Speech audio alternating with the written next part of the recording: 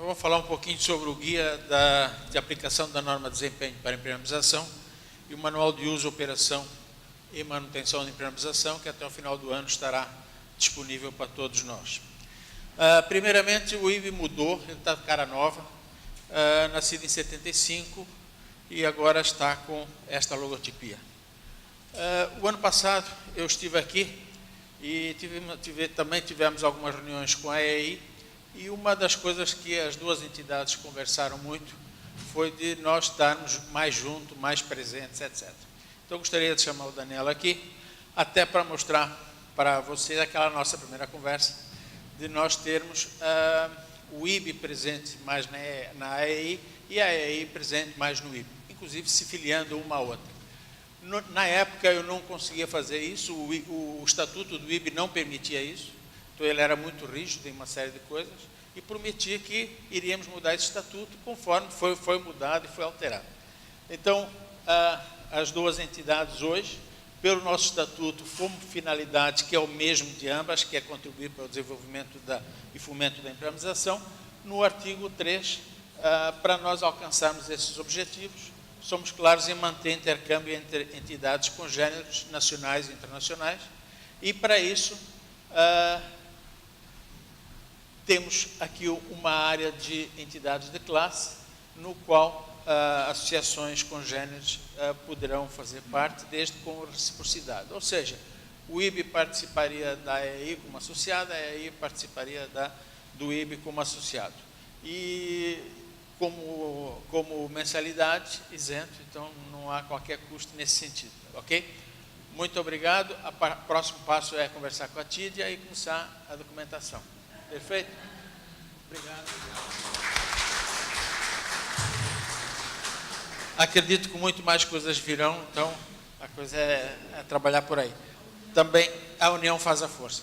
Vendo aqui o Jorge também é o seguinte, o ano passado nós conversamos da norma de epox, né? Ela foi dada entrada e agora eu vou, a partir do próximo mês, eu quero começar a fazer reuniões entre São Paulo e Rio, e aí IB e a EI, com os técnicos aqui na EI, com os técnicos no IB, começamos a discutir o desenvolvimento dessa norma. Por quê? É muito demorado você trabalhar na ABNT, trabalhar todo aquele processo, formalizações, etc. Então, nós vamos operar um pouco mais rápido, vamos fazer reuniões entre entidades, vamos desenvolver todo aquele plano base, aquele texto base que vocês nos mandaram, e a hora que a coisa estiver quase evoluída, praticamente finalizada, nós então solicitamos à ABNT que façamos uma abertura de uma CE, e em questão de 6 meses, uma coisa assim, no máximo, isso aí já está andado. Então, eu acho que ele anda muito mais fácil e muito mais rápido quando não está envolvido naquela burocracia toda da ABNT, então eu acho que é melhor por aí, tá? Só vemos uma data, um dia que seja comum para as duas entidades e vamos tocar o assunto. Bom, o IB foi fundado em 15 de abril de 75, 42 anos, ele tem um presidente, 3 vice-presidentes e 5 conselheiros. Ações são divulgação da impermeabilização, como a maioria muitos associados também trabalham com aditivos para concreto, então também trabalhamos na divulgação de especialidades químicas, promoção da relação entre associados, melhorias de condições de atividades relacionadas com produtos e serviços, divisão das melhores práticas e por aí vai. Temos algumas associações, algumas parcerias com associações. Com a BCP nós fizemos o guia Mãos à Obra, voltado para mestre de obra. Com o Secov nós fizemos a estruturação do manual de escopo, serviços e projetos de impermeabilização. Estamos agora fazendo a revisão da 3ª edição. E nessa revisão, inclusive, essas reuniões são no Secov. Inclusive, dia 31 nós vamos ter até uma reunião lá agora com isso. E vai ser englobado, vai ser incluída a norma de desempenho para este trabalho. Foi contratada um expert em norma de desempenho, a Maria, não lembro agora o nome, Maria Cândida, uma coisa assim. Então, é ela que está também capitaneando esse trabalho aí. Com o Sinduscom, nós fizemos um manual de gerenciamento de resíduos, tanto na cadeia de fabricante, aplicador, construtora e usuário. Na BNT, o IB é sócio mantenedor, portanto, cedia todas as reuniões da BNT, todas as normas são realizadas na nossa sede. E agora também há um outro interesse em começar a abrir um pouco mais isso aí. A BNT está um pouco mais aberta nesse sentido, para começar a operar não só em reuniões em São Paulo, como reuniões conjuntas São Paulo e outras cidades, outras capitais. Então, isso eu acredito que seja algo para 2018. Com o Inmetro, temos a certificação do profissional de impermeabilizador. Com a CEBIC, nós participamos da COMAT, que é a Comissão de Materiais e Tecnologia, onde a discussão discutindo as normas relativas a toda uma cadeia da construção civil. No começo não se falava nem em impermeabilização, hoje já se discute as normas que nós já temos, as normas que estão em discussão, então há uma evolução nesse sentido. E com o Ministério do Trabalho nós temos um grupo de trabalho lá, está sempre pronto para discutir a NR18 quando há alguma alteração, alguma coisa assim. Falando em aditivos, nós temos 2 manuais de aditivos, se alguém quiser também está disponível em PDF. Realizamos este ano o 3º Seminário Regional de Impermeabilização em Belo Horizonte, com 47% de construtores, e agora, dia 5/10, realizamos o 4º Seminário em Recife, também com uma boa presença, e também com a presença do Higino, o diretor da AEI, que foi lá fazer uma apresentação sobre o Seminário do Rio de Janeiro, que estávamos próximos, estava há alguns dias, então ela acabou explanando um pouco mais e convidando o pessoal para vir para cá. Agora, em 23/11, nós temos o primeiro workshop de aditivos para concreto. Então, a Câmara de Aditivos, ela se reuniu, então nós vamos fazer algum trabalho nesse sentido, voltado a construtoras, voltado a tecnologistas, a laboratoristas, etc, etc. E o simpósio, o 15º simpósio, de 4 e 5 de junho de 2018, as inscrições de trabalhos é até dia 27/10, então está em cima. Então, por favor, é só entrar no site e lá, então, vocês têm todo o caminho para apresentar o vosso resumo. Um dado interessante é que nós temos premiações de trabalhos diferenciados, tanto para os profissionais como para a área acadêmica. Então, isso é muito importante, começarmos a plantar uma semente nesses estudantes que já estão começando a fazer muitos trabalhos de TCC e há necessidade, então, de evoluir com isso.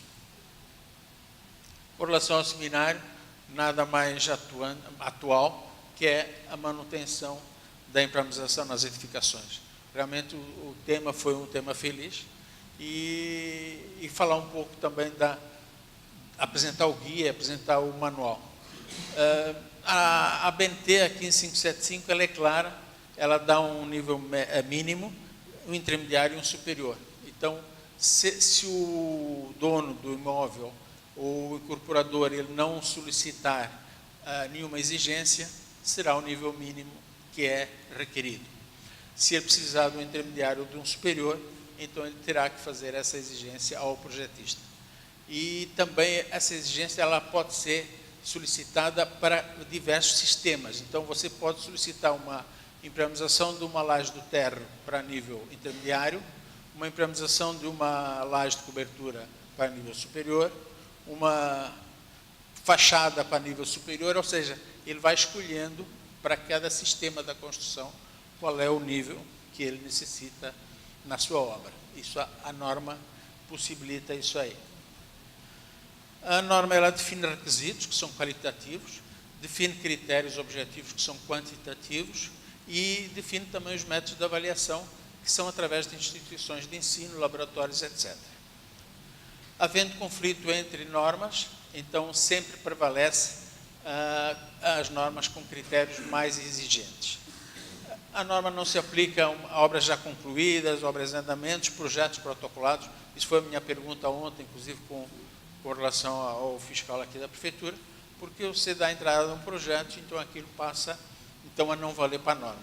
Há já uma deliberação do STF onde cai por terra, então isso aí. Então você tem 2 anos para operar, senão tem que atender a norma atual. Quando eu entrei no IB em abril do ano passado, Uma das questões que a maioria dos associados me pediu foi realmente começarmos a conversar sobre a norma de desempenho. Começou realmente esse assunto, acabamos então por conversar um pouco mais sobre o assunto, e aí finalizamos praticamente o trabalho com 108 pessoas, sendo que 30 a 35 eram pessoas que estavam fisicamente nas nossas reuniões mensais. A EI participou dessas reuniões todas através do Vicente, e aí começamos a desenvolver todo esse trabalho nesse sentido. É isso aí, então, o guia da aplicação da norma de desempenho, tendo como base a 9575, que é projeto, a 9574, que é a execução da implementação, todas as normas voltadas à implementação, envolvendo também a 15575. Como definições, uma área manutenível, ela é durável, ela tem que ser durável, mas ela tem que ter manutenção e também uma substituição ao longo da vida útil do edifício. A não manutenível é aquela que tem que durar, tem que ter a vida útil do edifício. Então, você pega, por exemplo, a implementação de base de subsolo, onde você faz toda a implementação antes para subir o prédio. Essa é uma não manutenível, ela não tem mais, você não tem mais acesso a essa implementação. Áreas molhadas e molháveis. A área molhada é aquela que recebe uma lâmina de água, portanto, há necessidade de fazer a impermeabilização, e a área molhável é aquela que só recebe respingos, portanto, não há necessidade de impermeabilização. Esse é o entendimento de quem fez a norma, não é o nosso entendimento, tá? Então, isso é uma das coisas que, a partir do dia 19 de julho de 2018, faz 5 anos essa norma, vamos começar a trabalhar nessa revisão, e um dos itens que nós vamos bater é justamente isso aí. Não é possível você ter uma área, uma sacada envidraçada, portanto coberta, e não precisar fazer impermeabilização.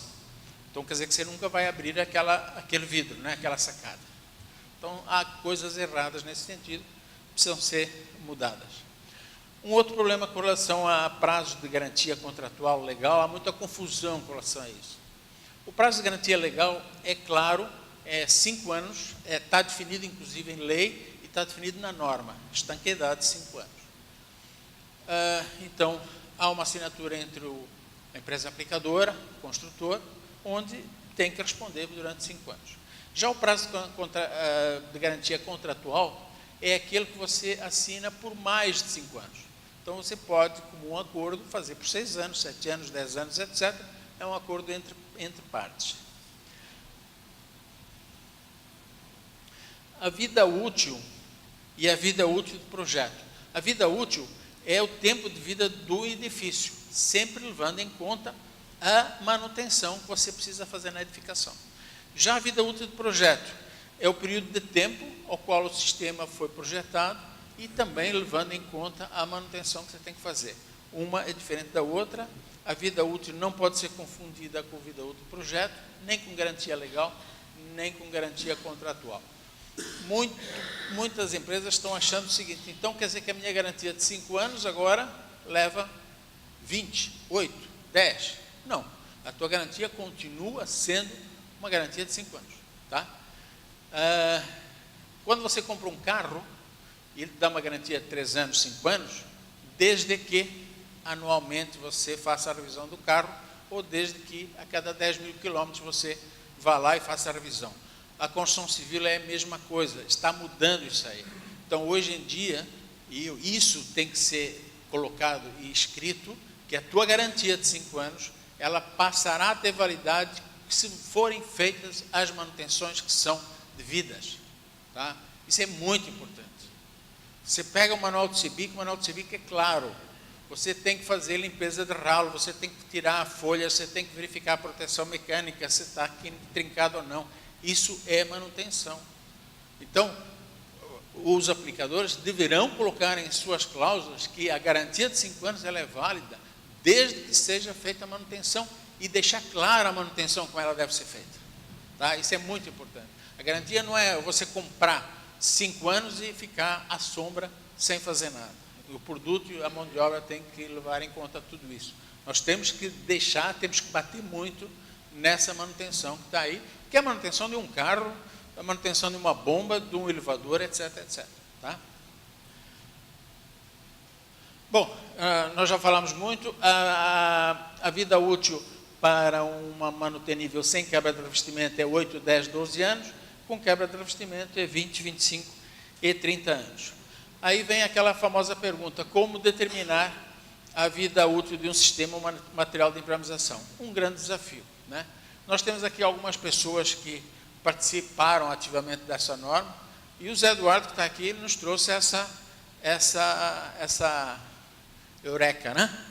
E aqui está, chama a mãe de Iná, né? Não, brincadeiras à parte, ele nos trouxe um trabalho que é a norma ISO 15686, e essa norma, que é edifícios e bens construídos, planejamento de vida útil, ela foi bem clara no seguinte, nas suas 10 partes, a parte 8 é clara e dá como vida útil de referência estimativa de vida útil.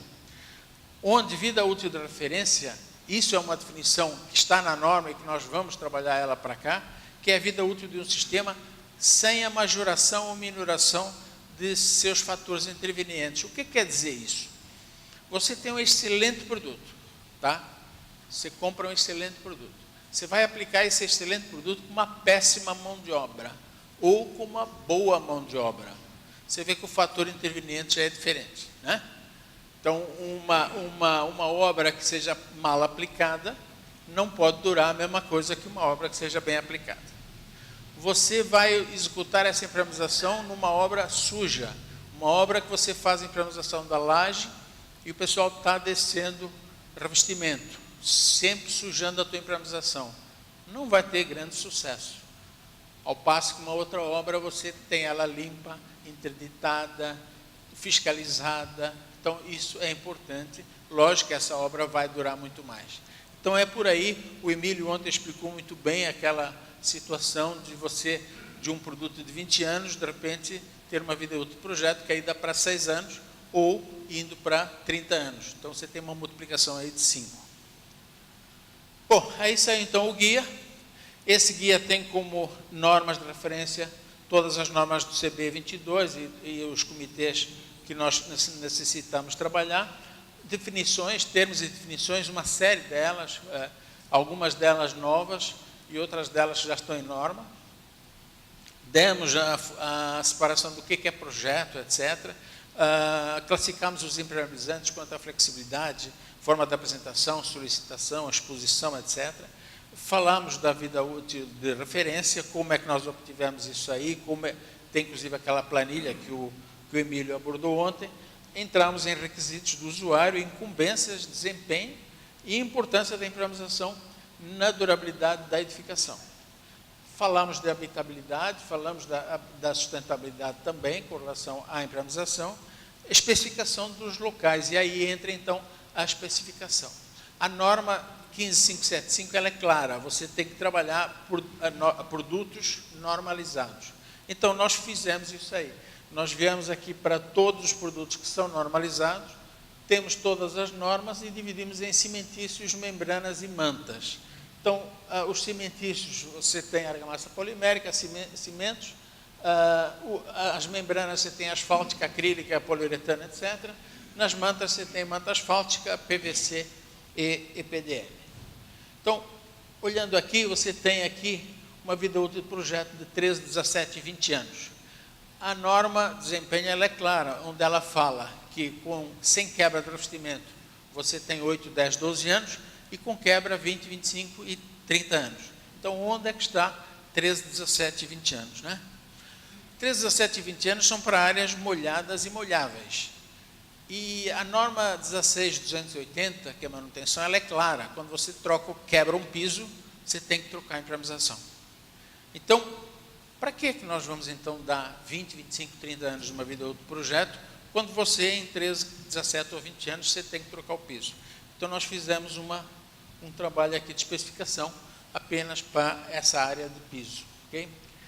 Levando em conta aqui a área de caixa de água inferior, uma vida útil do projeto de 8, 10, 12 anos, você tem a especificação 1 ou 5. Notem que estas áreas aqui, estes locais aqui são áreas que estão colocadas na norma de desempenho. Outras áreas que não estavam, nós já elencamos também, para sugestão também. E aí você tem aqui argamassa especificação 1 ou 5, indo então você tem que para 8 anos você tem a argamassa polimérica, 1,5 mm de espessura de filme seco, 10 anos 1,8 e 12 anos 2 mm de filme seco. Eu tenho mais um pouquinho, a Tídia me deu, pede para ela. Então é o seguinte, uma coisa clara é o seguinte, se você for fazer se você for estruturar a tua impermeabilização, você deverá aumentar a essa espessura de filme seco, a espessura do estruturante. Ontem foi falado aqui na aplicação de poliuretano e você espraiar areia de quartzo. Então, se você for espraiar areia de quartzo, você tem que aumentar a espessura dessa areia de quartzo aqui, essa espessura de filme seco. Tá? Então, isso é importante. Um outro detalhe é que os fabricantes, normalmente, eles não trabalham com filme seco, eles falam sempre muito em quilos por metro quadrado.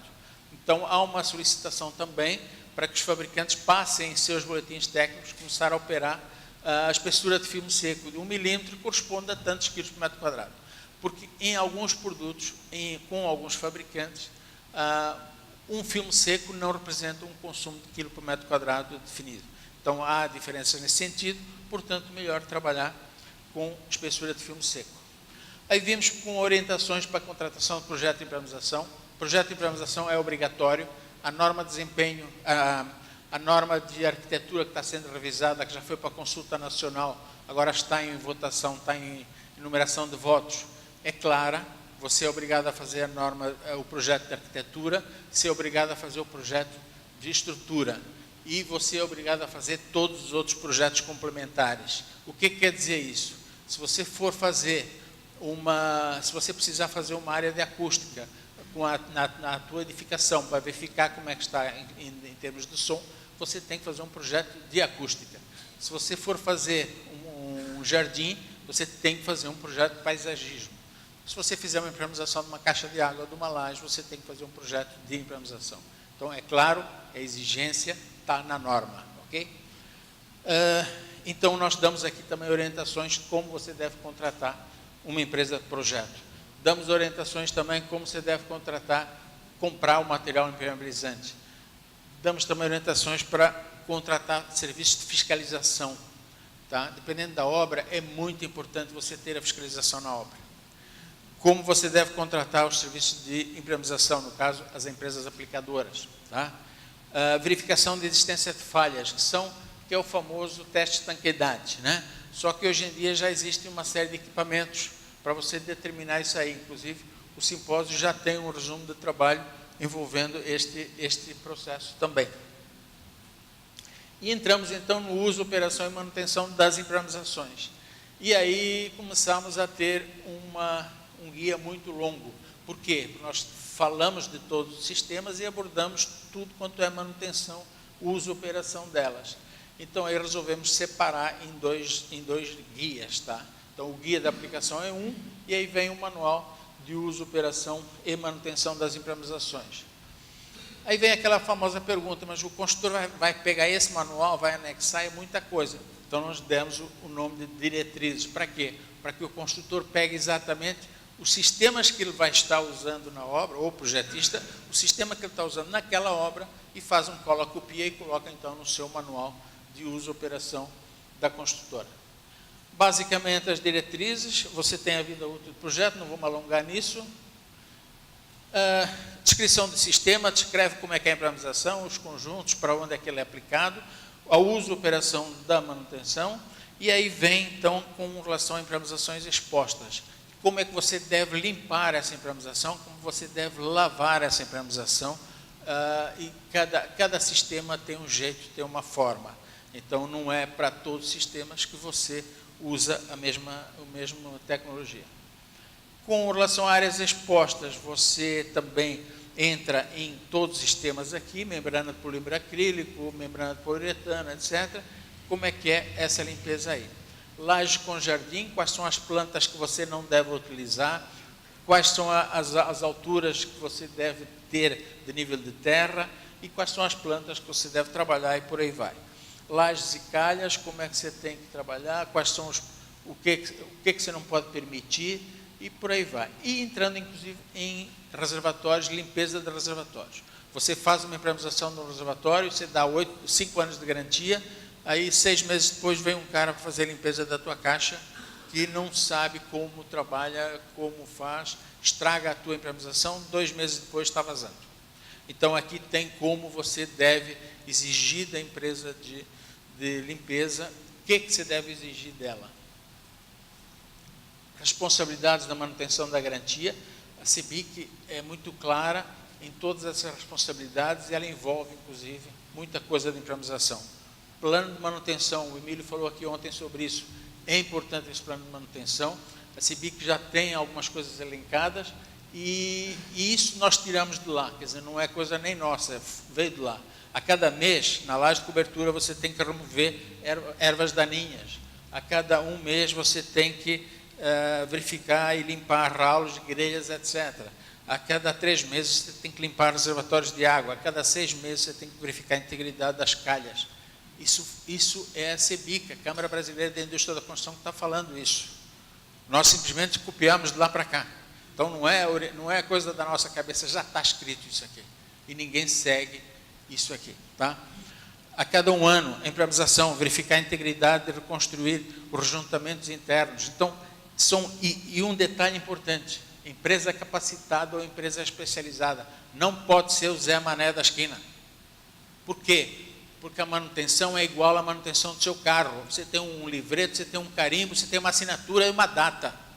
Aqui é a mesma coisa. Então, se o síndico já não... Se nós não lemos o manual do nosso liquidificador, imagina ler o manual... Você lê, né? Imagina ler o manual de uso e operação da construção em si. O síndico, você já tinha um problema sério com relação a administrar o prédio, aumentou e a responsabilidade aumentou muito, porque ele não vai ler isso, ele não vai ter os carimbos, ele não vai ter nota fiscal, e quando ocorrer um problema mais sério, a construtora vai lhe perguntar, cadê o serviço de manutenção? Cadê os carimbinhos que você tinha que ter? Não sei de nada disso, então perdoe a garantia. É claro, a situação está clara aqui, tá? Isso está na norma de desempenho.